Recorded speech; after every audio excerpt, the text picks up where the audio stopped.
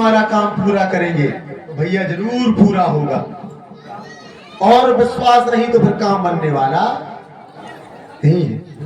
जैसे कि एक बार एक पंडित जी कथा सुना रहे थे मथुरा में, तो एक ब्रज की गोपी थोड़ा सा भाव याद आ गया। दूध दही बेच करके रोज यमुना पार जाया करती थी।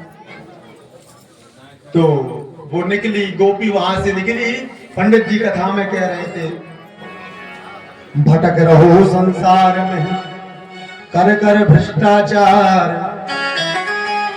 भवसागर की भवसागर से पार है, अरे कैसे जावे पार।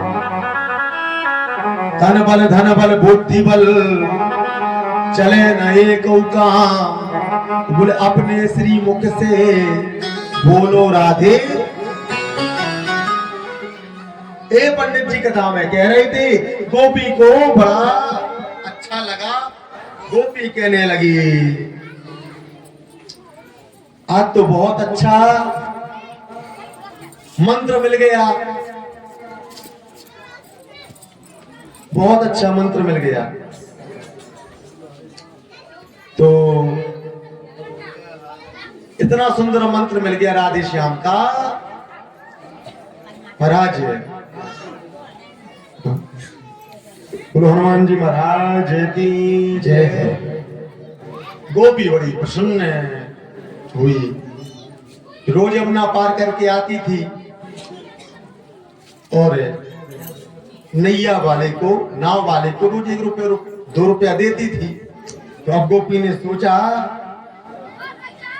ये तो छोटी सी नदी है यमुना जी, अब तो मैं इसी मंत्र का जाप करूंगी। महाराज वो गोपी गई, कभी भवसागर से पार कर देता है, ये तो छोटी सी नदी है यमुना जी। महाराज उसने बड़े दृढ़ विश्वास से, कहते ना मंत्र जाप मम दृढ़ विश्वासा पंचम भजन सो वेद प्रकाशा, बड़े दृढ़ विश्वास से राधे श्याम का नाम लिया और पार हो गई। महाराज पार हो गई यमुना जी। जब यमुना जी पार हो गई, गोपी बड़ी प्रसन्न हुई। अब तो महाराज नृत्य है करने लगी, है ना, महाराज नृत्य है करने लगी। और जब यह नृत्य करने लगी वो, तो उसके मन में परमार्थ करने का विचार आया। बोले क्यों ना हो, तो भैया पीछे ना हल्ला मचा, देखो जरा कौन है।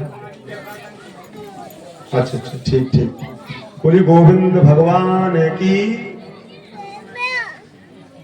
अब तो गोपी के मन में परमार्थ करने का विचार आ गया। तो पंडित जी के घर में गई और पंडित जी से कहने लगी, महाराज कल आपका निमंत्रण है मेरे यहाँ पर, आप तैयार है ना। बोले जिस पंडित जी ने इतना सुंदर मंत्र दिया है उनका निमंत्रण तो कर लीजिए। बोले ठीक है। तो पंडित जी को कह दिया। प्रातः काल की वेला हो गई तो पंडित जी सब धज करके तैयार थे, भैया निमंत्रण खाने के लिए जाना है। अब पंडित जी तैयार, बगलबंदी पहने और गोपी आई। बोली चलिए पंडित जी। गोपी के साथ पंडित जी चले। तो पंडित जी ने पूछा घर कहाँ है। तो बोली यमुना के उस पार। बोली यमुना के उस पार है। तो पंडित जी ने सोचा कोई ना कोई नाव डूबी होगी।